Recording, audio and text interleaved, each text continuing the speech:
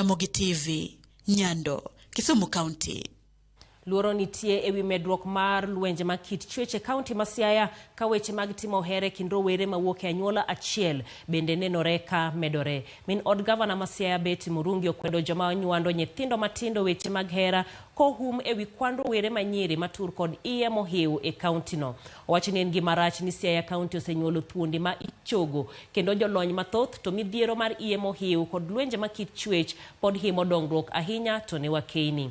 Ne olose kinde manoyango mbero mar chwalo lipode magarita nyithindo kachiel kod lwenje ma kit chwech e tesend obila mayala. Ojojo piny mondo tudre kod obila e kedo kod lwenje kit chwech kendo neno ni ratich nyithindo ok orochi.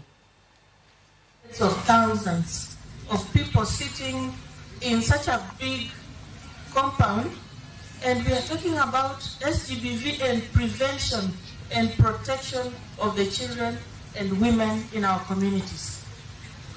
The dignity that God has given us, which is inherent in all of us, is taken away when a woman or a child is defiled or raped. Our health services to our SGBV survivors remain free from all levels of care, right from the dispensary up to our biggest hospital in the sub-county. This is just to ensure that the system is very friendly to our clients who already are going through a lot of emotional trauma so that they get the maximum support.